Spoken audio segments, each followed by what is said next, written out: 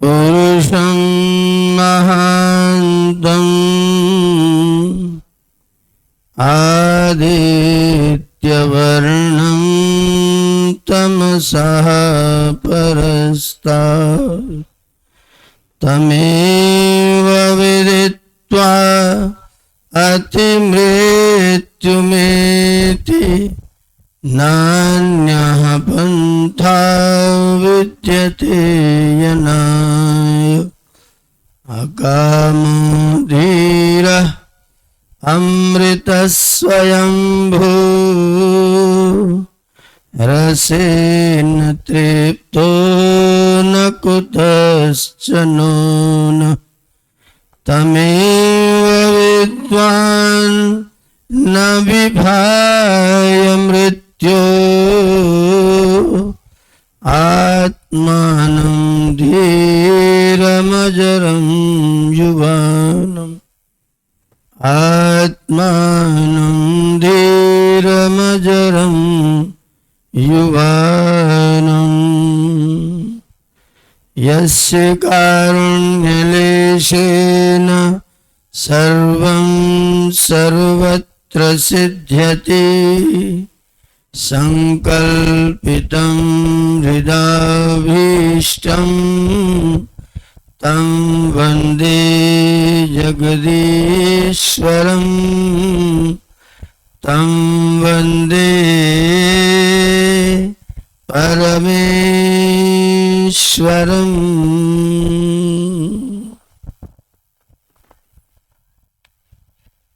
अपने सुंदर विवेचनाओं से हम सब लोगों को आनंदित करने वाले आदरणीय श्री पंडित ओमवीर जी, कार्यक्रम का संचालन कर रहे श्रीमान श्रेयो मुनि जी, गुरुकुल आश्रम से पधारे वेद पाठीगण, इस कार्यक्रम के आयोजक आदरणीय श्री अंबिका प्रसाद जी, वंदनीय मातृशक्ति, समादरणीय सज्जनों, मित्रों।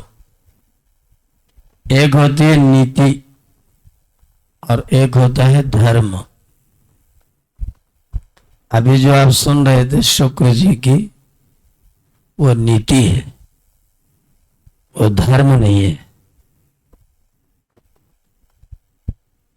लोगों में नीति में और धर्म के विषय में लोगों के मन में भ्रम रहता है। अगर मैं संस्कृत व्याकरण के आधार पर शब्द का विश्लेषण करूं तो नी और ती दो शब्दों को जोड़ करके नीति शब्द बना है। नीति का मतलब होता है येन केन प्रकारेण अपनी विजय कराने की जुगाड़ करना। किसी के आनंद में बाधा क्यों बन रहे हैं? जो आनंद में रहे उनको रहने दीजिए, आप अपने आनंद में रहिए, उनको दूसरे आनंद में रहने दीजिए। किसी से छेड़खानी मत करिए। नीति का मतलब होता है येन केन प्रकारेण अपने काम को सिद्ध करना। किसी को कष्ट होता हो तो हमें कोई लेना देना नहीं। नीति का मतलब क्या है? अपने काम को सिद्ध करना। जो तोहे कांटा बोए उसे बोए तू भाला। वो भी साला क्या समझेगा पढ़ा किसी से। ये नीति है कि धर्म है? धर्म कहता है तुझे कोई कांटा बोए तो उसके लिए तू फूल बोने की चेष्टा कर। जो कांटा उसने तुझको चुभाने की चेष्टा की थी, अगर तू वास्तव में धर्म का पालन करेगा तो वो कांटा उसी के काम आएगा, तेरा कुछ नहीं बिगड़ेगा। नीतियां सांसारिक होती हैं और धर्म असांसारिक होता है। नीति इस जन्म में सुख पहुंचाती है और धर्म जन्म जन्म में सुख पहुंचाता है। नीतियां काम बनाने की जुगाड़ है और धर्म सुख पहुंचाने की व्यवस्था है। यदि हम नीति को धर्म समझ लेंगे तो जरूर कष्ट होगा। महाभारत के काल में, भागवत के काल में नीति को धर्म समझा जाने लग गया। शठे शाठ्यम, दुष्ट के साथ दुष्टता करनी चाहिए। अच्छा, एक व्यक्ति ने पहले दुष्टता की, एक व्यक्ति ने बाद में दुष्टता की, तो बाद वाले की दुष्टता सज्जनता कैसे हो जाएगी? एक ने दुष्टता की, आपने उसके बदले में दुष्टता की, तो दोनों दुष्ट है ना। तो दूसरे वाले का क्या हुआ, अच्छा कैसे हो गए? काम बन गए। लेकिन काम बनना तो तात्कालिक है ना, काम बनना तात्कालिक है, सार्वकालिक नहीं है। राजा का बड़ा बेटा राजा होगा, ये धर्म है कि नीति है? राजा का बड़ा बेटा राजा होगा, अगर आप इसे धर्म कहेंगे तो दुर्योधन को राजा क्यों नहीं बनवाया?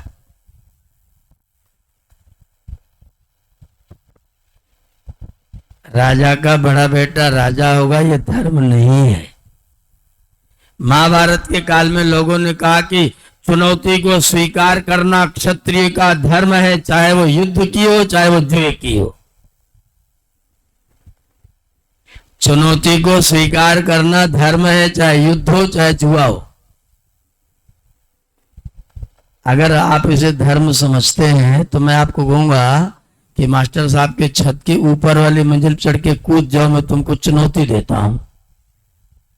बोलो कितने लोग स्वीकार करेंगे? तो धर्म है।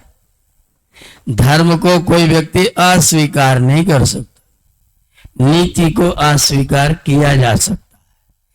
धर्म सर्वदा सुखदायक। कोई ऊपर चढ़ करके कूदे, किसी को कहा जाए कूदो, ये धर्म है? नहीं, कदापि नहीं है। तो धर्म और नीति में बहुत बुद्धिपूर्वक अपने आप को, अंतर व्यक्ति को समझना चाहिए। उसने मेरे साथ ये किया तो मैं भी उसके साथ ये करूंगा, ये धर्म नहीं हो सकता। अगर ऐसा होता तो दुर्योधन ने भीम को खीर बना के खिलाया, और उस खीर में क्या मिलाया? जहर मिलाया। जब ये बात सबको पता चल गई तो युधिष्ठिर ने क्या करवाया? दुर्योधन को क्या करना चाहिए था? उसे भी खिला देना चाहिए था ना, खीर निमंत्रण में बुला के। लेकिन युधिष्ठिर ने ये काम किया, इसलिए युधिष्ठिर को हम लोगों ने क्या कहा? धर्मराज। आपने उसके साथ में गलत कार्य किया, फिर भी उस व्यक्ति ने गलत कार्य उसके बदले में नहीं किया। बदले में भी गलत काम करोगे तो गलत काम बदल के अच्छा काम नहीं होगा। बुरा काम होता है, गलत काम होता है, चाहे बदले में करो चाहे अदले में करो। इसलिए वास्तव में करणीय कर्म क्या है? धर्म। कोई बात किसी से छिपानी पड़े, ये धर्म नहीं, ये नीति है। दुनिया में रहने की जुगाड़ है। ऐसा काम करे क्यों कि छुपाना पड़े? ऐसा काम करे क्योंकि छुपाना पड़े? कहीं ना कहीं कुछ ना कुछ तो है घपला। फूलपुर एक कस्बा है आजमगढ़ में, वहां एक बहुत अच्छा मंदिर है। मैं वहां गया था एक कार्यक्रम के लिए। तो मंदिर में मेरे कार्यक्रम के शुरू होने से पहले महिलाएं भजन गा रही थी, और भजन क्या था? चाहे पत्नी कितनी प्यारी हो, पर भेद बताना ना चाहिए। चाहे पत्नी कितनी प्यारी हो, पर भेद बताना, और चाहे भैया कितना बैरी हो, पर भेद छिपाना। ठीक लग रहा है मामला? मामला ठीक है। जब भैया बैरी है, तो विभीषण की तरह राम से जाके मिलेगा? अब मिलेगा तो मरोगे, मरना पड़ेगा। भाई बैरी है, जो बैरी है वो केवल बैरी है। भ्राता भाई का मतलब क्या है? भरण पोषण करने वाला। जब बैरी हो गया तो भ्राता कहाँ रहा? जब भाई भाई था तो बैरी नहीं, बैरी था तो भाई नहीं। और पत्नी कितनी भी प्यारी हो, भेद बताना। मैंने महिलाओं से पूछा कि क्या तुम चाहती हो कि तुम्हारा पति ऐसे लोगों से संबंध रखे जो तुमको न बताए? ऐसा कैसे होगा? नहीं होगा तो तुम गाना क्यों गा रही हो? पत्नी चाहे कितनी प्यारी हो पर भेद बताना। हमारे यहाँ वेद का मंत्र लीजिए। जब हम विवाह संस्कार करते हैं, हाथ पकड़ते हैं, तो 6 प्रतिज्ञा के मंत्र बोले जाते हैं। और 6ठे प्रतिज्ञा मंत्र की अंतिम लाइन है नास्तेयम अद्मि, मैं तुमसे छिपाकर कोई भी कार्य नहीं करूंगा। और अब भजन क्या गा रहा है? चाहे पत्नी कितनी प्यारी हो पर भेद बताना। जब हाथ पकड़ा था तो कह रहा था कि मैं तुमसे छिपा के कुछ नहीं करूंगा। और अब भजन क्या गा रहा है? चाहे पत्नी कितनी प्यारी हो पर भेद बताना। तो दोनों बातें ठीक हो सकती हैं। वैदिक व्यवस्था यह है कि पति और पत्नी के बीच में ऐसा गोपनीय व्यवहार कुछ भी होना, माना कि महिलाओं के पेट में थोड़ा बातें कम पचती हैं, बता देती हैं दूसरों को, पर दूसरों को बता दे तो क्या नुकसान है? आप ऐसा काम ना करें जिसको बताने में नुकसान हो जाता हो। अपने जीवन को इतना पारदर्शी, इतना सुंदर बनाइए कि सब जाने। क्या फर्क पड़ेगा? मैं जैसा हूं वैसा हूं, मैं जैसा हूं वैसा हूं। कोई मेरे बारे में जान लेगा तो मेरा नुकसान कर देगा। मैं खेत में काम कर रहा हूं, गुरुकुल का आचार्य हूं, संस्था अध्यक्ष, खेत में काम कर रहा हूं। फोन आया जिलाधिकारी का कि हम गुरुकुल आ रहे हैं। हमारे प्रबंधक जी दौड़ के बोली पाचर जी जल्दी से कपड़े पहनो, जिलाधिकारी आ रहे हैं। मैंने कहा जिलाधिकारी आए तो मुझे देख ले कि मैं क्या क्या काम करता हूं, क्या फर्क पड़ता है, मैं उनसे खेत में ही मिलूंगा।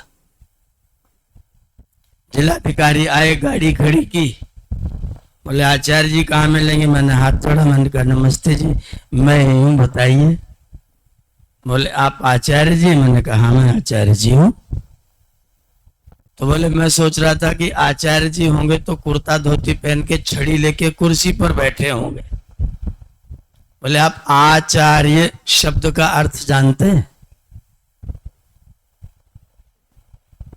बोले हम तो मास्टर जानते हैं। मैंने कहा मास्टर तो हो ही नहीं सकता, आचार्य मास्टर कैसे हो सकता है?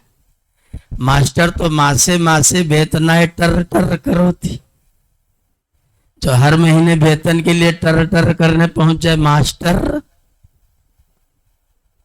हम लोग का है मास्टर, तो आचार्य है। बोले आचार्य कौन है? बोले आचरण को करके बताने वाला। आचार्येण योजयति असौ आचार्य।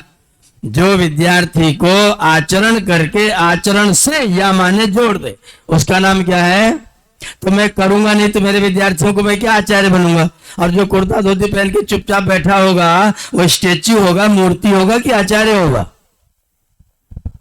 एकदम से जिलाधिकारी झुक गए। रवीश गुप्ता नाम था उनका, तुरंत पैर छूने लग गए। ने कहा क्या बात है? बोले आचार्य तो ऐसा ही होना चाहिए जो आचरण करके दिखाने वाला। हम जैसे वैसे हैं ना, जीवन बिल्कुल पारदर्शी, कुछ भी गोपनीय, कुछ छिपाने की आवश्यकता। एक बात और जान लीजिए स्पष्ट करके, दुनिया में आप दुनिया के लोगों से छिपा सकते हैं और दुनिया के लोग तुमको कर्मफल की व्यवस्था देते हैं क्या? कर्मफल कौन देता है? ईश्वर। और ईश्वर से भी कुछ छिपा सकते हो क्या? फिर तुम छिपा क्या खाक रहे हो? तो हम तुम क्या छिपा रहे हो? जो तुम छिपा रहे हो, जिसने तुमको कर्मफल देना है वो तुमको जान रहा है, फिर तुमने छिपाया क्या? दुनिया के लोगों की नजरिया होती, नजरिया, और ईश्वर की नजर होती है, नजर। नजरिया और नजर में अंतर है।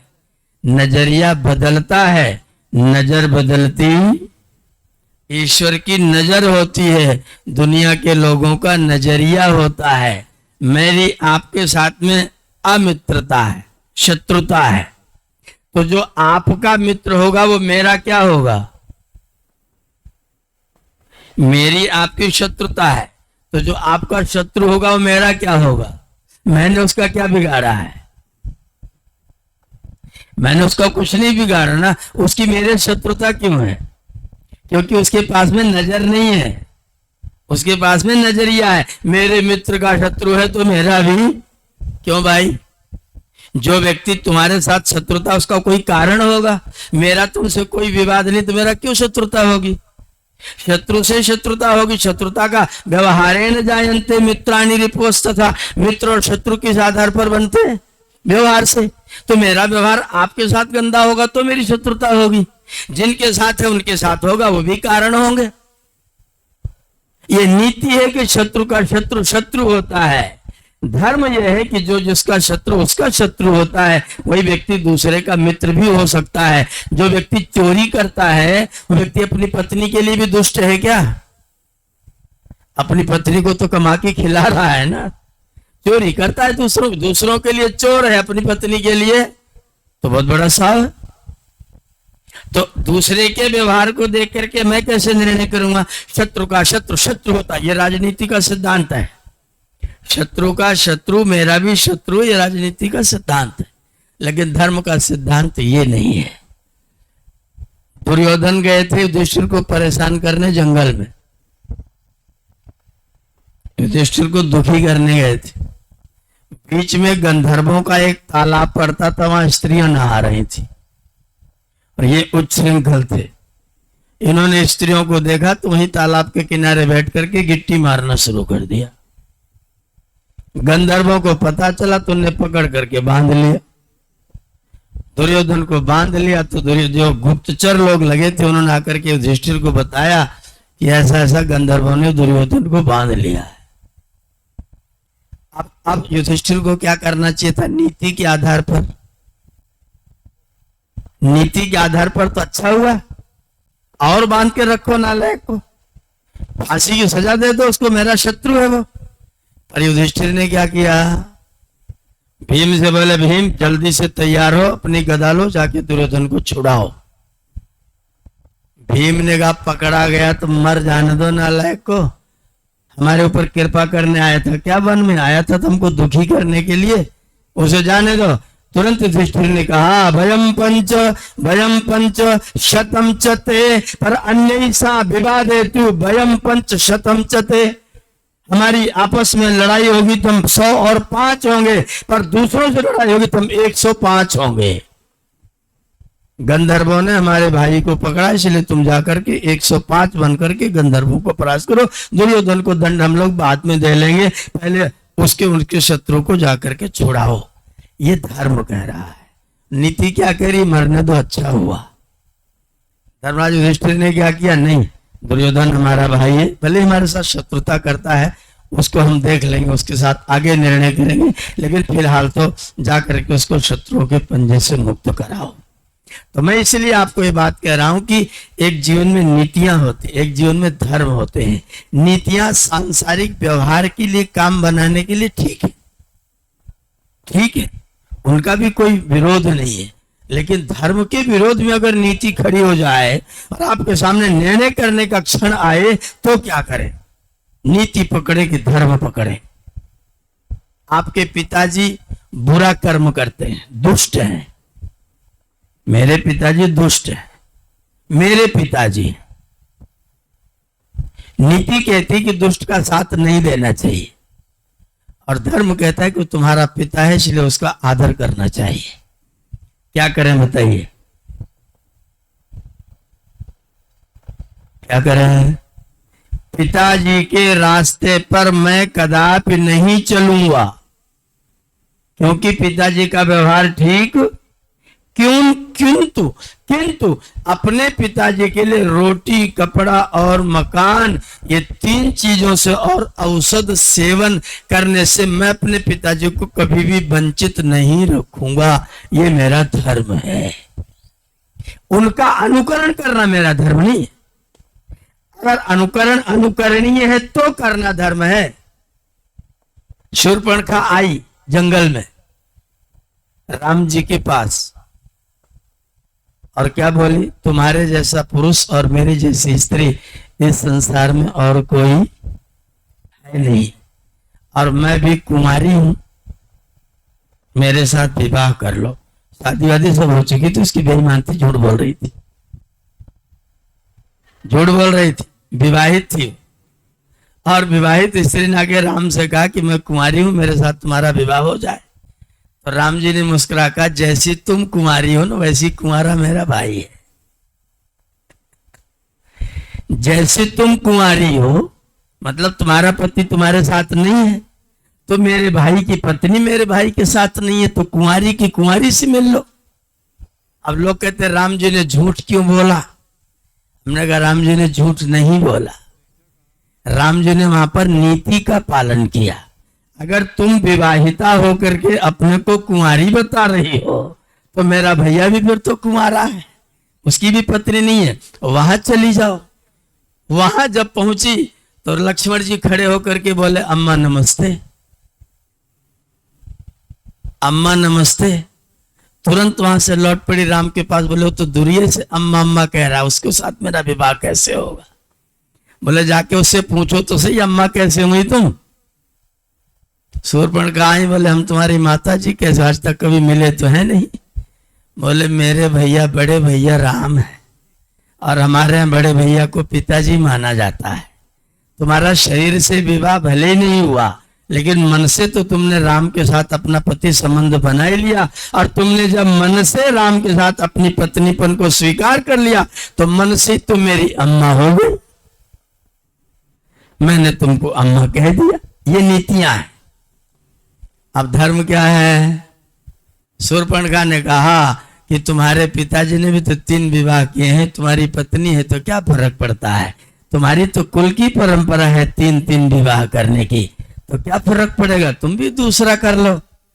तब राम जी ने क्या कहा, मेरे पिताजी के प्रत्येक आचरण का अनुगमन करना मेरा धर्म, पिताजी की आज्ञा से उनके आदेश से वन में चले आना ये मेरा कर्तव्य है। लेकिन पिताजी का जो आचरण मेरे लिए अनुकरणीय नहीं है, मैं उस आचरण को करने वाला ये मेरा धर्म है। नीति यह है कि लक्ष्मण भी कुमार है, नीति है कि लक्ष्मण भी कुमार है, इसलिए कहा गया कि मेरा पिंड छोड़ दो। ये नीति काम बनाने के लिए नीति है। और धर्म क्या है, मेरे पिताजी के प्रत्येक आचरण का अनुकरण करना मेरा कर्तव्य नहीं है। तो हम सदा ये निर्णय करें अपने जीवन के व्यवहार में कि नीतियों को धर्म से नीचे रखें और धर्म को नीति से ऊपर करें।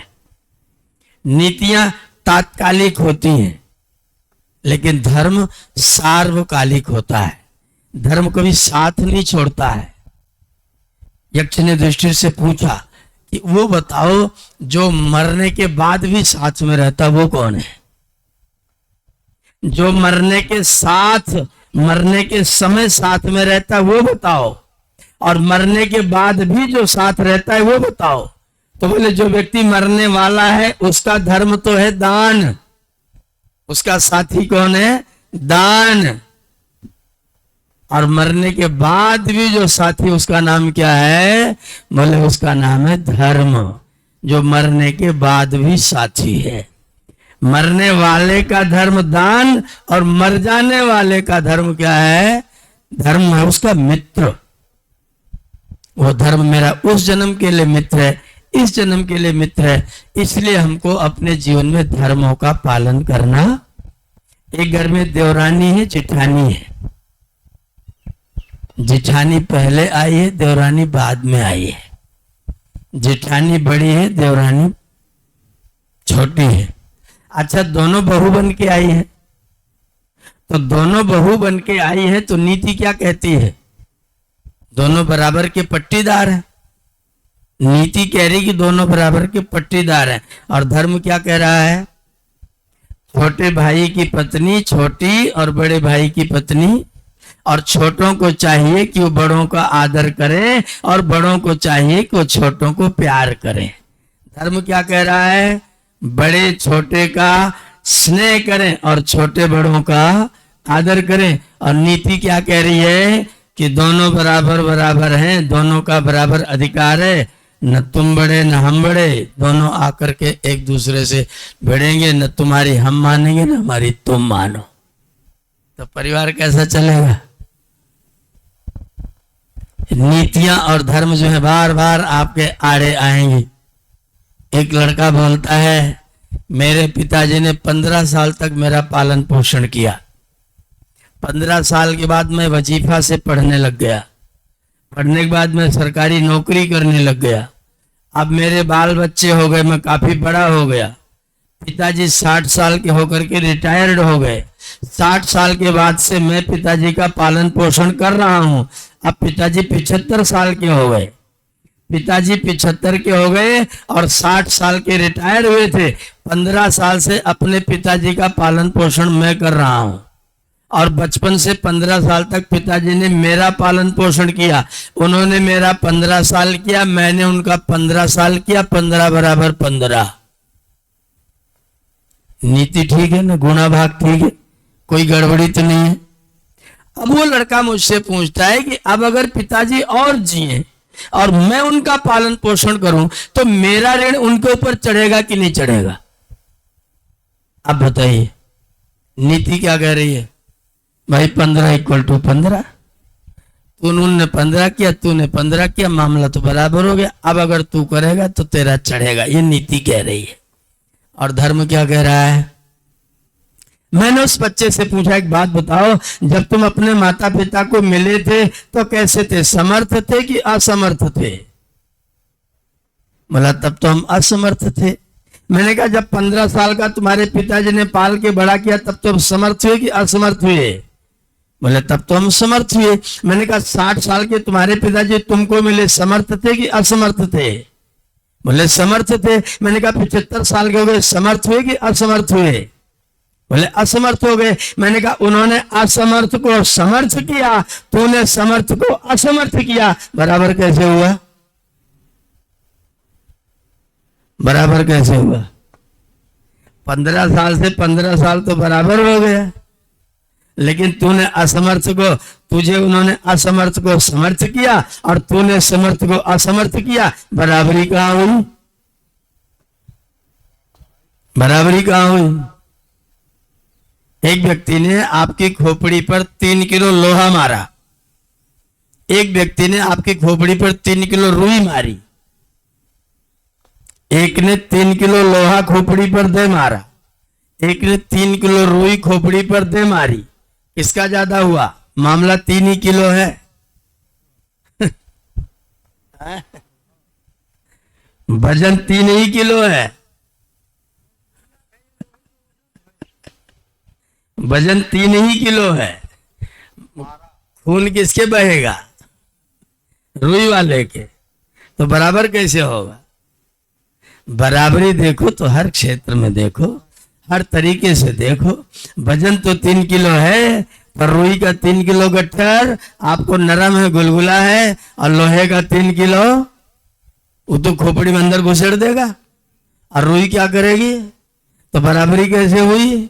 भले 3 किलो है लेकिन मामला बराबर। तो इसलिए जब आप तुलना करेंगे, जहां धर्म का मामला प्रतिष्ठित होगा वहां पर आपको बड़े का छोटे के साथ, छोटे का बड़े के साथ, किसने किसका कितना उपकार किया है, किसने किसका कितना उपकार किया है। एक व्यक्ति की जेब में 10 रुपए हैं, वो मजदूर है 300 रुपए कमाता है। ध्यान दीजिएगा, मजदूर है 300 रुपए कमाता है, 10 रुपए उसकी जेब में, उन्हें 10 रुपए दान कर दिए। उसका वेतन कितना है? 300 रुपए। एक व्यक्ति का वेतन 1.5 लाख रुपए है, उसका वेतन है 1500 रुपए। 1500 रुपए वाले ने 1000 रुपया दान किया और 300 रुपए वाले ने 10 रुपया दान किया। किसका दान ज्यादा हुआ? 10 रुपए वाला कि 1000 रुपए वाला?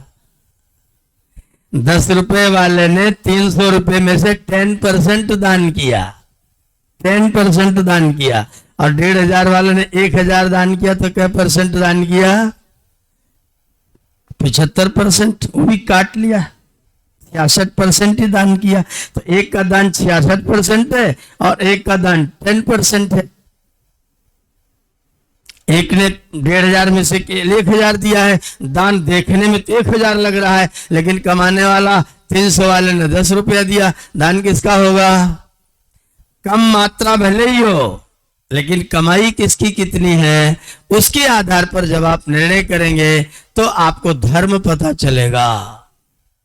धर्म से जब आप निर्णय करेंगे तब आपको सुकून मिलेगा, चैन मिलेगा, और नीति के निर्णय के आधार पर आपको चैन मिलने वाला।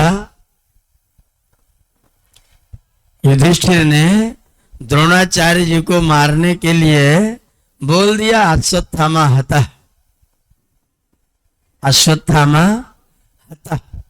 बाद में जोड़ दिया नरोवा कुंजरोवा, मैं नहीं जानता कि हाथी मरा कि व्यक्ति मरा, असत्य बोल दिया।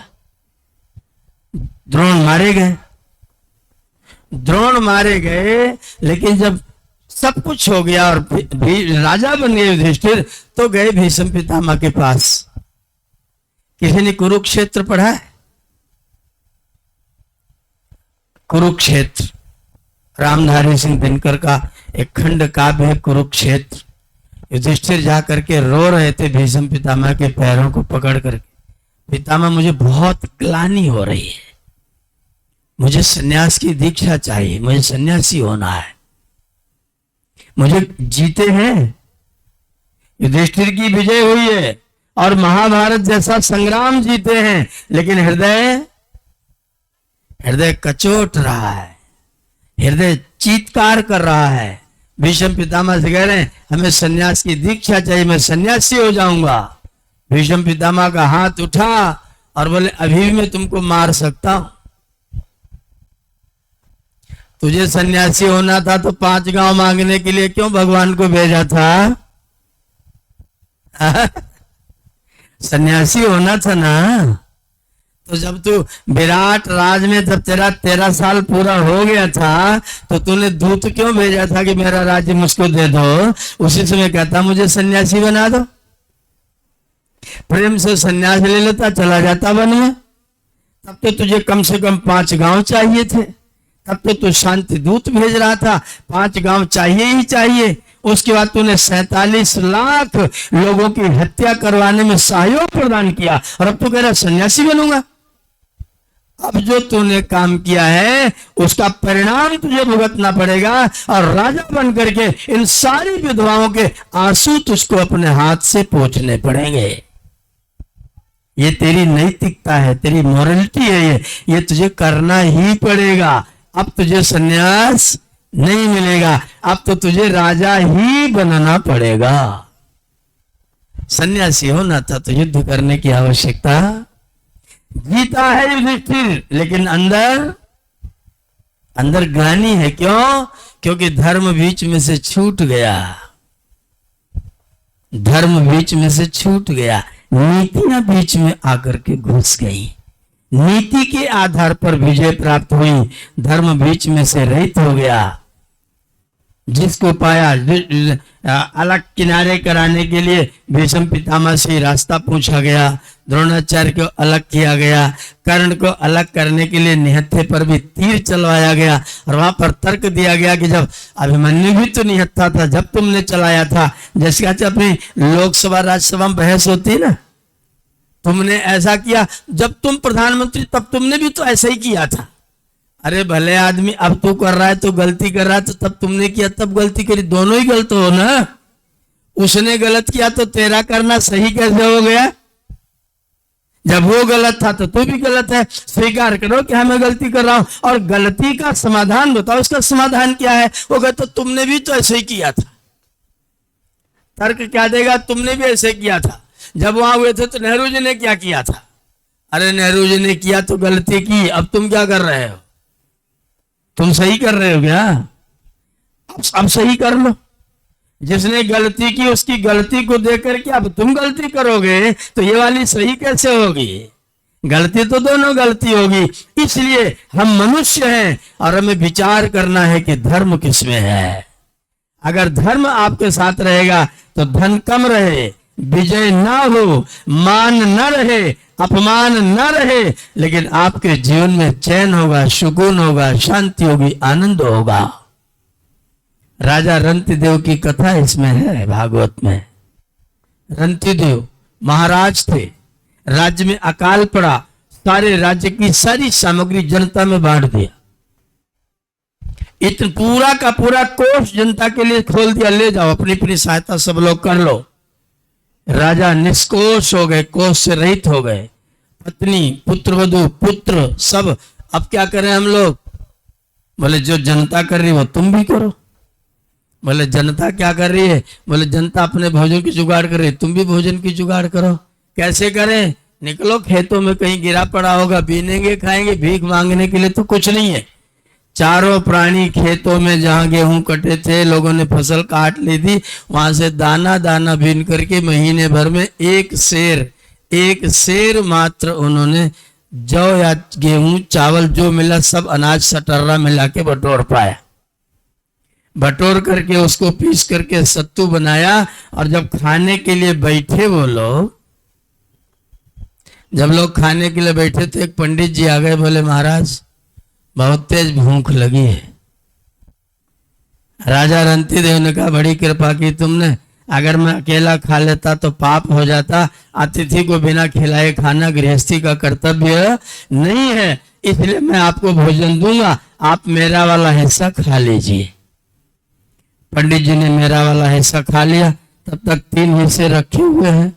पंडित जी ने कहा अब तो भूख और ज्यादा बढ़ गई, भूख लगी और थोड़ा मिल जाए तो फिर और खाने का मन करता है।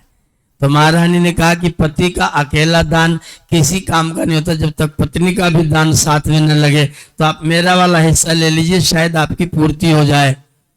पत्नी ने भी अपना दे दिया, पंडित जी ने खा लिया। बोले थोड़ा सा और मिल जाता तो तृप्त हो जाते, वैसे काम तो हो गया है लेकिन अब खा ही रहे तो थोड़ा तृप्त हो जाते। पुत्र ने कहा कि पिता का छोड़ा हुआ भाग, पिता का छोड़ा हुआ काम निभाने की ड्यूटी किसकी होती है? पुत्र की होती है। आपने अपना दान का कार्य कर लिया है, लेकिन मुझे आप ना दान मत रहने दीजिए, मुझे भी दान कर लेने दीजिए। श्रीमान जी आप मेरा भी भाग ले लीजिए। तब तक बहू बोली नहीं, पति से पहले पत्नी को अपना भाग दान करना चाहिए, तुम इस भाग को ले लो। पति दो बोले नहीं, तुम गर्भवती महिला हो और गर्भवती महिला की भोजन की पूछ सबसे पहले होनी चाहिए, यह हमारा और हमारे पिताजी का भी कर्तव्य है, इसलिए हम लोग तुम्हारा भोजन नहीं दे सकते हैं, अपना भोजन मैं दे रहा हूं। पुत्र ने अपना भी भोजन दे दिया। 3 भोजन करके पंडित जी थोड़ा सा मुस्कुराए, बोले अब तृप्ति हो गई? बोले बस थोड़ा सा रह गया, हाथी निकल गया, पूंछ और बाकी रह गई है। तो बहू रानी ने कहा तो फिर पूछियो, आप प्रयोग कर लीजिए। उन्होंने भी अपना भाग दे दिया। चारों व्यक्तियों ने जब अपना भाग दे दिया तो उसी समय इंद्रदेव प्रसन्न हुए और जो अकाल पड़ा हुआ था, इतनी घनघोर वर्षा हुई कि पूरा राज्य जलमग्न हो गया, सब तृप्त हो गई, पूरी धरती तृप्त हो गई। अब फिर से अनाज पैदा होगा, सारा अकाल लोगों का मिट गया। अब इन चारों को क्या मिला होगा, जरा कल्पना करके सोच के देखिए। राजा रंतिदेव को, उनकी पत्नी को, पुत्र को, पुत्रवधू को क्या मिला होगा? और अपना भाग खा लिया होता तो क्या मिला होता? खा लिए होते तो भूख तो मिटी होती, खा लिया होता तो भूख मिटी होती, लेकिन खिला दिया तो आत्मतुष्टि मिली होती। और शरीर की भूख की अपेक्षा आत्मा की संतुष्टि ज्यादा महत्वपूर्ण होती है, ज्यादा कार्यशाली होती है, ज्यादा प्रभावी होती है। यह धर्म का मामला है। वो कहता है मुझे ना मिले तो भी मैं सुखी हो सकता हूँ। नीति का मामला है कि मुझे मिलना ही चाहिए, नहीं तो मैं सुखी नहीं हो सकता हूँ। तो मनुष्यता धर्म में है, मनुष्यता नीति में नहीं है। अगर आपको मानव धर्म को जानना है, अगर आप धर्म की पहचान करना चाहते हैं और वास्तव में जीवन में सुख भोग भोगना चाहते हैं, तो किस रास्ते पर चला जाए? धर्म के रास्ते पर चला जाए। धर्म में कष्ट हो सकता है, धर्म में तपस्या हो सकती है। माता जी को पैर में दर्द हो रहा है, माता जी के सासू जी के पैर में दर्द हो रहा है और बहू रानी को नींद आ रही है। नीति क्या कहती है? जिसका कर्म है, जिसको दर्द है वो अपना दर्द भोगे, जिसको नींद आए वो अपनी नींद मारे। मैं अपनी नींद दूसरे के लिए क्यों हराम करूं? ये तो नीति है। और धर्म क्या कह रहा है? धर्म कह रहा है जब तक अम्मा ना सो जाए तब तक तुझे सोने का कोई अधिकार। अब बहू रानी को अपनी नींद हराम करनी पड़ेगी।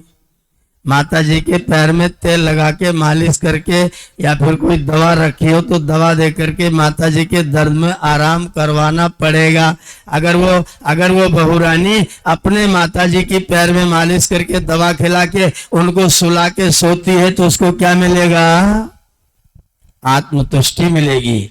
और एक बात और, आत्मतुष्टि तो इस जन्म में मिलेगी, अगले जन्म के लिए पुण्य की पूंजी जमा होगी जो उसको अगले जन्म में सहूलियत प्रदान करेगी, सुख प्रदान करेगी और जीवन में सरलता आएगी। अगर वो उसमें जाकर सो जाती है, माता जी को रोने देती है, तो बहू रानी नींद तो पूरी कर लेंगी, लेकिन कल जब इनकी वाली बहू आएगी और इनको कोई कष्ट होगा तो वो बहू भी नीति का ही प्रयोग करेगी। तो माता जी कहेंगे बहू तो बहुत ही दुष्ट है, इसके अंदर कोई संस्कार नहीं है। अम्मा तूने अपना संस्कार क्या किया था?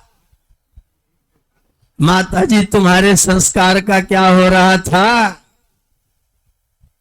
अगर माता जी अपने संस्कार का पालन करती तो उनके पुण्य के प्रभाव से हो सकता है बहुत संस्कार वाली आपको आकर के प्राप्त होती। हो सकता है ना हो सकता है दुष्टता हो भी सकती है, लेकिन कम से कम चांस तो बनता है, अवसर तो बनता है, आपके लिए कोई दरवाजा खुल तो सकता है। आपने सेवा ना करके आपने अपना दरवाजा बंद कर लिया। अपने पुण्य के दरवाजे को बंद करने की कोशिश कभी नहीं करना। अगर तुम्हारे कारण से किसी को सुख पहुंच सकता हो तो सुख पहुंचाने की चेष्टा अवश्य करते रहना। ये धर्म है, बदला लेना नीति है, लेकिन वो धर्म नहीं है। और नीति से आप विजय तो प्राप्त कर लेंगे, लेकिन अंदर टीस रहेगी, अंदर वेदना रहेगी, अंदर ग्लानि होगी। और ग्लानि का परिणाम ये होगा कि जब आप अगले जन्म में आएंगे तो आपको ग्लानि वाले काम करने वाले लोग आपके अगल बगल में होंगे। अगर आपने पुण्य प्राप्त कर लिया तो जो आपका अगला होगा, जो परलोक होगा, उसमें आपकी सहायता करने वाले लोग आपके पास, जिसके पास लोग प्रेम करने वाले हैं उसके पुण्य हैं, और जिसके पास द्वेष करने वाले हैं उसके अपुण्य हैं। पाप भी मैं नहीं कह रहा हूं, मैं पाप नहीं कह रहा हूं, लेकिन पुण्य नहीं होना, किसी व्यक्ति का धनी होना और किसी व्यक्ति का धन न होना और निर्धन होना, धन न होना और निर्धन होना, दोनों में थोड़ा अंतर है। धन न होना, मेरी जेब में इस समय 1 भी रुपया नहीं है, लेकिन मैं निर्धन हूं क्या? इस समय मेरी जेब में 1 भी रुपया नहीं है, लेकिन मैं निर्धन नहीं हूं। तो धन न होना कभी भी हो सकता है, लेकिन निर्धन होना वो दुर्भाग्य से होगा। तो निर्धन, अब मैं किसी को पापी नहीं कहूंगा, लेकिन पुण्य न होना तो जरूर होगा। अगर पुण्य होता तो जीवन में सहजता होती, सरलता होती, लोग आपकी बात मानने वाले होते। आपस में 2 पिता लोग बात कर रहे हैं, ऐसा कर लो, बोले तुम्हारे पुत्र तुम्हारी बात मान जाते हैं, तुम्हारा तो हो जाएगा, हमारे साले कोई बात ही नहीं सुनता है, हमारा कैसे होगा? तो तुरंत प्रश्न करना, मेरे बात सुनते हैं उसका कारण क्या है? मेरे पुत्र मेरी बात सुनते हैं उसका कारण क्या है? निश्चित तौर पर आपके परिवार में वो पुत्र आए हैं जिनके साथ आपने पिछले जन्म में पुण्य वाला कार्य किया हुआ है।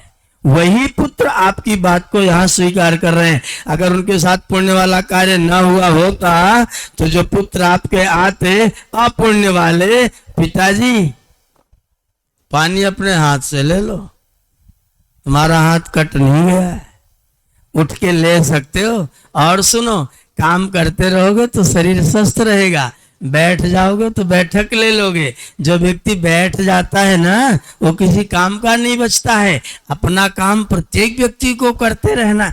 उपदेश और देगा ऊपर से, आपकी सहायता नहीं करेगा, ऊपर से उपदेश और करेगा।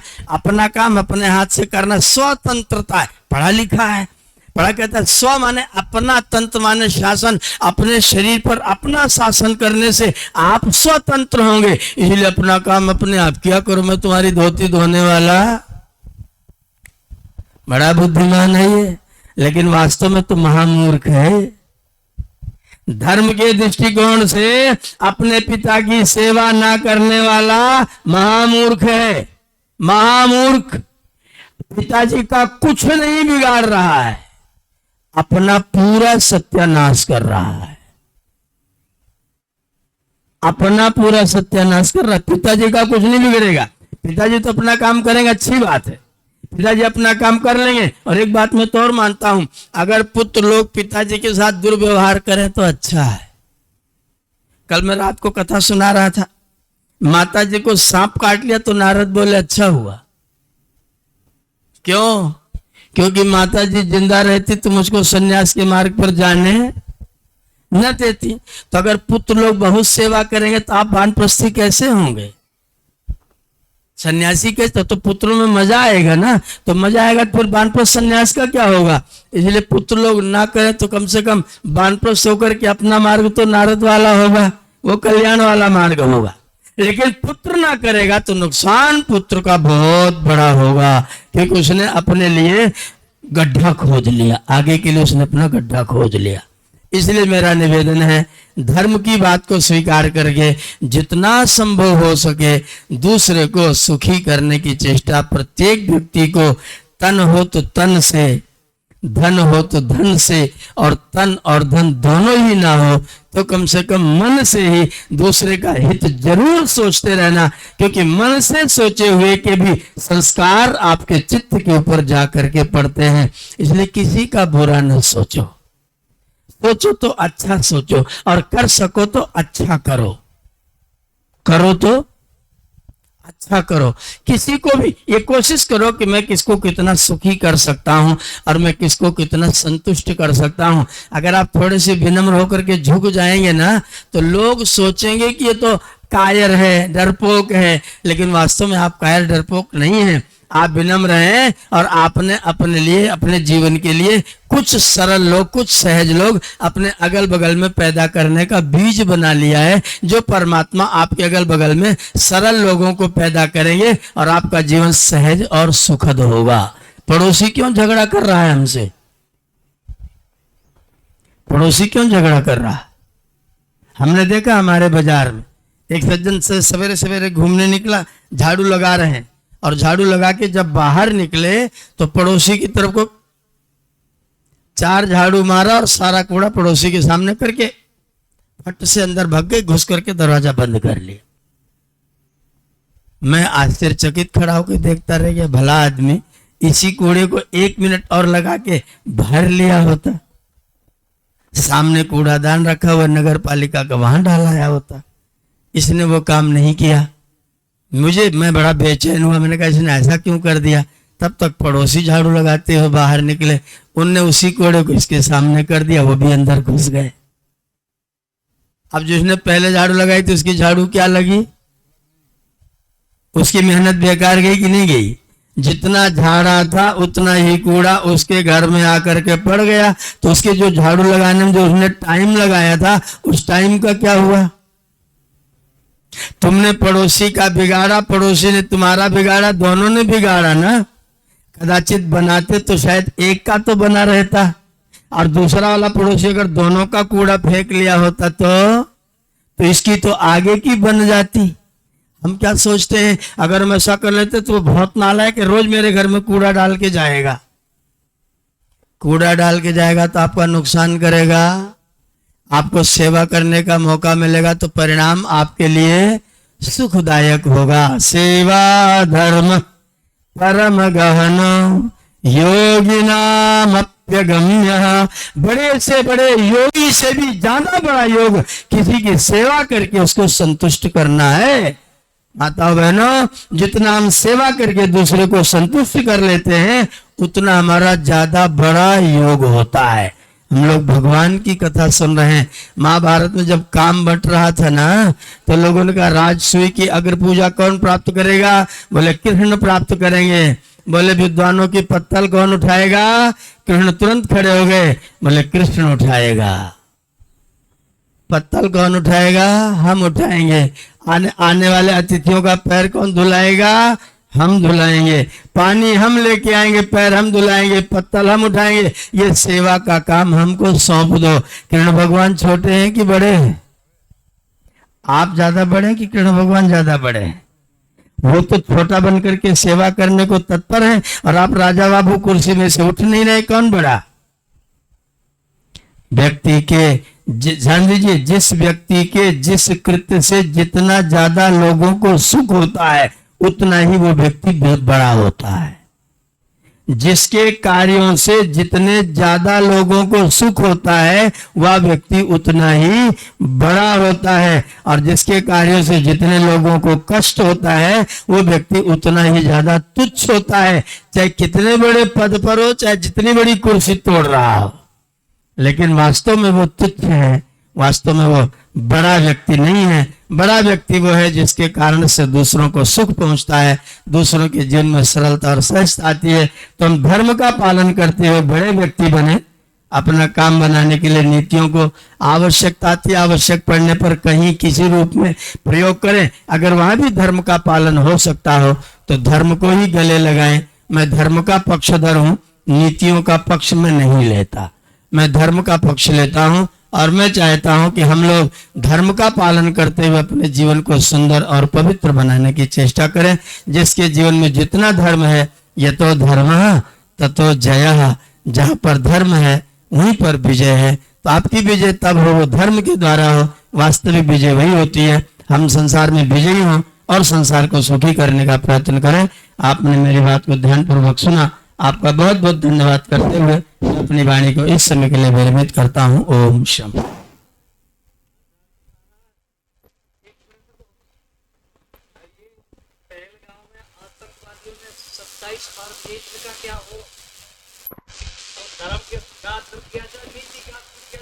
जो जितनी ज्यादा गहरी खुदाई कर सकती हो ऐसी जेसीबी से खोद करके उनको बाल बच्चों सहित गाड़ देना ही धर्म है। आतंकवादी आपने कहा ना, तो फिर आतंकवादी जो व्यक्ति दूसरों को कष्ट पहुंचाए, उस व्यक्ति को कष्ट से वो व्यक्ति गलत काम ना करे, उससे बचाने के लिए आपको धर्म का पालन करना है कि नहीं? और वो अगर जिंदा रहेगा तो धर्म करेगा कि अधर्म करेगा? धर्म करेगा। तो मरेगा तब धर्म करेगा। तो धर्म क्या कहता है? धर्म कहता है कि दुष्ट व्यक्ति अगले दिन का सूरज न देखने पाए। वो नीति नहीं है, वो धर्म है। वो धर्म है। आप नीति की व्याख्या कर सो रहे थे। उसने निरपराध लोगों को मारा और हमने उसके ऊपर कृपा करने के लिए उसको दंडित किया। अगर वो जिंदा रहेगा तो क्या करेगा? अपना जीवन बिगाड़ेगा कि बनाएगा? दुष्ट व्यक्ति जिंदा रहेगा तो क्या करेगा? दुष्टता करेगा। तो हमारा धर्म क्या कहना चाहिए? उसको दुष्टता से बचाना। एक ही तरीका है दुष्टता से बचाने का। जिसका स्वभाव दुष्ट है उसको दुष्टता से बचाने का एक ही तरीका है, न जीवित ना। वो अलग चीज है। सठे साठे समाचार की नीतियां नहीं। यहां तो बिल्कुल धर्म का पालन, ये धर्म है। व्यक्ति को, किसी व्यक्ति को दुष्टता से बचाना तो हमारा धर्म है। आप मुझसे गलती करें, मैं आपसे गलती करें, सठे साठे हम समाचार है। व्यक्ति से, ओमवीर जी, व्यक्ति से गलती करे, सठे साठे समाचार है, वहां नीति है। व्यक्ति से गलती करे, सठे साठे समाचार है, वो नीति है। वहां धर्म यह है कि आपको व्यक्ति को प्रीति पूर्वक धर्मानुसार यथा योग्य व्यवहार करके आपकी प्रीति को दूर किया जाए। लेकिन जो निरपराध व्यक्ति को जाति पूछ पूछ के मार रहा है, वो शठ कहां है? वो कहां शठ है? वो शठ नहीं है। जो व्यक्ति सज्जन है लेकिन दुष्टता करता है किसी व्यक्ति विशेष के साथ, उसकी परिभाषा है शठ। शठ की धातु शठ धौर्त्य, वो धूर्तता करता है। जो इस तरह से आतंक कर रहा है उसको परिभाषा में शठ नहीं है, वो तो अपराधी है। और अपराधी को अपराध से बचाने का एक ही तरीका है, मृत्युदंड। वो धर्म है उसको मृत्युदंड देना, और ऐसा दंड देना कि जिससे और भी लोग देख करके डरें और उस तरह के काम करने से बचें। कठोरतम दंड शीघ्र ऐसे लोगों को दिया जाना चाहिए। गलतियां हमारे पुरखों ने की हैं, हमारे पुरखों ने गलतियां की हैं। कश्मीर समस्या नहीं है, कश्मीर की समस्या बनाई गई है। बुद्धिपूर्वक समय लगा करके कश्मीर की समस्या बनाई गई है। आप मेरे घर में आओ लड़ाई लड़ने के लिए और मेरे बरामदे तक चढ़ के चले आओ, उसके बाद मैं लाठी उठाऊं और आपको वहां तक भगा के ले जाऊं। उसके बाद हम दोनों बैठे और पंचायत करें और हम ये कहें कि वो लोग बरामदे तक आ गए थे तो बरामदे तक उनको रहने दो। ये न्याय है? आप बताइए, न्याय का कितने लोग समर्थन करते हैं? जो व्यक्ति बरामदे तक आ गए थे, अब तो वो आ ही गए थे, तो उनको यहां तक आने दो। कश्मीर में यही हुआ। 16 अक्टूबर 1947 को पाकिस्तान ने भारत के ऊपर आक्रमण किया। 15 अगस्त को हम लोग आजाद हुए और 16 अक्टूबर को उन्होंने आक्रमण किया। 3 महीने तक लड़ाई चली। 3 महीने में राजा हरि सिंह ने 5 पत्र भारत सरकार को लिखे। एक भी पत्र का जवाब भारत सरकार ने वहां तक नहीं पहुंचाया। अंत में हरि सिंह ने अपनी पत्नी को पत्र लेकर के भेजा कि जाओ और व्यक्तिगत मिलकर के सामने बात करके आओ। राजा मूर्ख था, उसको पत्नी को नहीं भेजना चाहिए था, मूर्ख था, उसको पत्नी नहीं भेजना चाहिए था, उसको खुद आना चाहिए था। उसने पत्नी को भेजा। यहां करके मीटिंग हुआ, जनरल सेना के बैठे, आदरणीय पटेल जी बैठे, नेहरू जी बैठे और ये पत्रवाहक महारानी जी बैठी। बातचीत चली। पाकिस्तान ने आक्रमण किया है, आप क्या चाहते हैं? नेहरू जी ने प्रवचन करना शुरू कर दिया। अगर हम इस समय, हमारे पास इतनी सेना नहीं है, वो एरिया बहुत ज्यादा विकराल है, वहां पर हमारी सेना जा नहीं सकती है, एक बार में 15-20 से ज्यादा लोग जा नहीं सकते हैं, उधर से पूरी सेना है, हम उनके आक्रमण का जवाब कैसे देंगे? पटेल जी ने पूछा, यू वांट कश्मीर और नो? तुमको कश्मीर चाहिए कि नहीं? एक वाक्य में बोलो, भाषण बाद में सुनाना। तुम कश्मीर चाहते हो कि नहीं? नेहरू जी बोले, वी वांट कश्मीर। तुरंत पटेल जी ने सेनाध्यक्ष को कहा, सुन लिया ना प्रधानमंत्री क्या कह रहे, हमको कश्मीर चाहिए, अब कोई मीटिंग नहीं, तुम उठो भगो यहां से। मीटिंग खत्म। सेनाध्यक्ष को भेज दिया, जाओ जितने लोग जा पाओ उतने लोग जाओ। तब भारत ने उनको आक्रमण करना शुरू किया। और जब हम रावलपिंडी पहुंचने की जुगाड़ कर रहे थे, सेनाध्यक्ष ने कहा कि हमें 24 घंटे के टाइम और दे दो, हम उनको उनकी सीमा से और अंदर घुसेड़ के आएंगे। तो यहां समझौता हो गया। और समझौता क्या हुआ कि जहां तक वो आए थे वहां तक उनको दे दो, ये समझौता हुआ। उसका नाम है POK, पाक अधिकृत कश्मीर। सारी लड़ाई की जड़ POK है। क्यों है? क्योंकि पाकिस्तान को भारत में घुसने के लिए पहाड़ क्रॉस करना पड़ता है। जब POK उनका हो गया, मान लीजिए आपका यहां से वो सड़क बाउंड्री है, सड़क इस पार आने के लिए आपको सड़क पार करनी पड़ेगी। हमने कहा चलो एक कुटिया तुम यहां भी बना लो। अब जो सड़क पार करके आएगा वो तो अपनी कुटिया में जा रहा है, उसको तुम क्या कहोगे? वो अपनी कुटिया में आ रहा है और कुटिया में आकर के यहाँ कोई सीमा नहीं, कोई पहाड़ नहीं, कोई पार करने की जुगाड़ नहीं, वो तो फटाफट भारत में घुस जा रहा है। अगर हम POK उनको न दिए होते, उसमें समझौता किए होते, तो उनको पहाड़ी पार करके आनी पड़ती। और हम सब लोग जानते हैं छत पर खड़ा हुआ व्यक्ति 100 व्यक्तियों का सामना अकेला कर सकता है और नीचे खड़ा हुआ व्यक्ति 10 लोगों से भी पिट सकता है। अगर वो पहाड़ी आपके पास में होती तो आप पहाड़ी पर अगर एक लाइन सैनिकों की बना देते तो उनको यहां आने में संभावना नहीं होती। पाक अधिकृत कश्मीर जो हमने समझौता किया, इतना इतना मूर्खता का समझौता, हम कैसे इसको ठीक कर सकते हैं? वो कहते बरामदे तक आ गए तो बरामदा उनको दे दो, बाकी तुम ले लेना। मेरे बरामदे में, मेरे घर में वो घुसे आक्रमण करके, मैंने उनको भगा दिया सड़क तक, आपने फिर बरामदा तक लौटा दिया। ये समस्या हमारी बनाई हुई है और उसका परिणाम आज हमारा देश 47 से लेकर के आज तक भुगत रहा है, आज भी भुगत रहा है और ऐसे ही भुगतता रहेगा जब तक पाक अधिकृत कश्मीर को भारत छीन नहीं लेगा।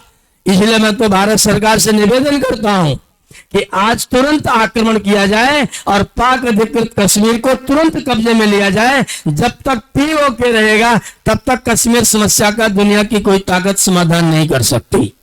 इसलिए भारत सरकार को चाहिए तुरंत आक्रमण करें और पीओके को जबरदस्ती मार करके छीन ले। सारी दुनिया के देशों ने कह दिया कि हम आपके साथ हैं, आप आतंकवाद का सफाया करिए, हम आपकी सहायता करेंगे। इससे अच्छा वातावरण भारत सरकार को कभी नहीं मिलेगा। तुरंत आक्रमण करके पीओके वापस लेना चाहिए। पीओके वापस माने कश्मीर समस्या हमेशा के लिए समाप्त। ये धर्म है, इस धर्म का पालन हमको करना चाहिए। अगर नहीं करेंगे तो जो लोग आज सरकार में हैं और धर्म के नाम पर डंका बजाते फिरते हैं, उनका डंका किसी काम का नहीं, वो डमरू बन जाएगा, डंका नहीं रह जाएगा। पीओके बीमारी है, रोग है। वो उन्होंने शत्रुओं को अपने घर में बसाने की जुगाड़ किया है। शत्रु मेरे घर में है तो घर में घुसने में दरवाजा खुलेगा, घुसेगा। शत्रु को वहां रोको ना जहां दरवाजा खोलना मुश्किल हो जाए। हमने उनको यहां बसा लिया और वो जनता जो है वो तो उन्हीं का समर्थन, उनको बिरयानी खिलाती, उनको भोजन देती और पैसा 57 देश उनके पैसा देने की, चाहे जितना पैसा ले लो, 57 देशों से अलिधक पैसा आ रहा है। उनको खूब पैसा मिलता है, तुम आतंकवादी बनो, तुमको हम पैसा देंगे, उससे हमें राजनीति करने का मौका मिलेगा, विवाद करने का मौका मिलेगा, झगड़ा झंझट, जितना जितना झगड़ा होगा उतने उतना हमारा पेट पोषण बढ़िया सा होगा। ये राजनीति है। धर्म ये कह रहा है कि आप अपनी जमीन का एक कोना भी किसी को कब्जा मत करने दीजिए। ये हमारा धर्म। माता भूमि पुत्रो अहम पृथिव्या, धरती मेरी माता है, मैं धरती का पुत्र हूं। तो पुत्र का क्या धर्म है माता के प्रति? माता की टांग कोई और ले जाए, आंचल कोई और ले जाए। मेरी माता का 1 इंच 1 अंश भी कोई व्यक्ति नहीं ले जा सकता है। अगर ले जा रहा है, हमारी कमजोरी, हमारी नालायकी है। इसलिए हमें हमारा पीओके चाहिए। ये हमारे देश की जनता को आंदोलन करके मांग करना चाहिए। सब लोग फेसबुक पर लिखो, सब सोशल मीडिया पर लिखो, हमें पीओके चाहिए, नहीं तो कश्मीर समस्या कभी बंद नहीं होगी, हो ही नहीं सकती है। वह हमने बनाई है, उस समस्या का समाधान पीओके वापस लेने में ही है। यह आपको अवश्य करना पड़ेगा। धन्यवाद।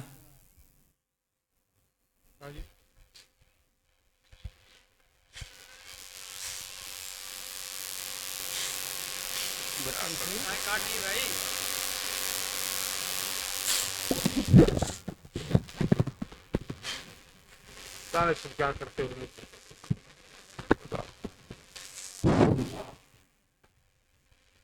आज की कथा में माताओं की संख्या अधिक है। मैं माताओं का हृदय से धन्यवाद करता हूं। आप लोगों से भी निवेदन है, सायंकाल कथा कब से होनी चाहिए बताइए? 8 बजे से 7 बजे से? अरे आपने कहा 7 बजे से, मैं उनसे पूछा हूं कब होना चाहिए। चलिए मौन है आप, समय से आइए, अधिक संख्या में आइए। इतना बढ़िया, जहां तक मुझे जानकारी है, हमारे अभी पिछले वक्ता आचार्य जी ने कहा उम्र को नहीं बताना चाहिए, मैं नहीं बताऊंगा, लेकिन जितनी जानकारी है मुझे, नीति और धर्म की इतनी व्याख्या मुझे नहीं जानकारी है। नीति क्या है आपने सुना, धर्म का पालन करने के लिए धर्म पर अडिग रहना चाहिए। इसलिए ज्यादा से ज्यादा संख्या में आवे। ये 8 दिन तक कथा चलना था, 4 दिन तो निकल गया।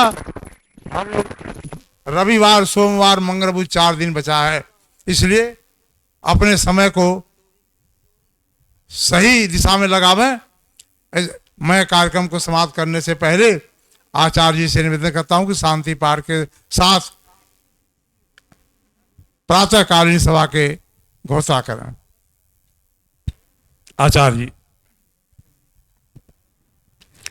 ओम द्यौः शान्तिरन्तरिक्षं शान्ति पृथिवी शान्तिराप शान्तिरोषधयः शान्तिः वनस्पतयः शान्तिर्विश्वे देवा शान्तिर्ब्रह्म शान्ति सर्वं शान्ति शान्तिरेव शान्ति सामा शान्तिरेधि।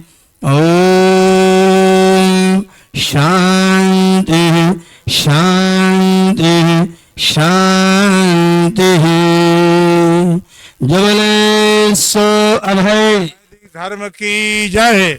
मर्यादा पुरुषोत्तम भगवान श्री रामचंद्र की जय। योगिराज भगवान श्री कृष्णचंद्र की जय हो। ब्रह्मर्षि गुरुवर विरजानंद दंडी की जय। महर्षि दयानंद सरस्वती की जय। भारत माता की जय। गौ माता का पालन हो। देश जाति धर्म पर बलिदान होने वाले वीर वीरांगनाओं की जय हो। ये सत्पुरुषों की जय हो। ये नारियों की जय हो। गौ माता का पालन हो। वेद की ज्योति जलती रहे। यज्ञ की ज्योति जलती रहे। ओम का झंडा ऊंचा रहे। सत्य सनातन पवित्र वैदिक धर्म की जय हो। वैदिक ध्वनि। ओम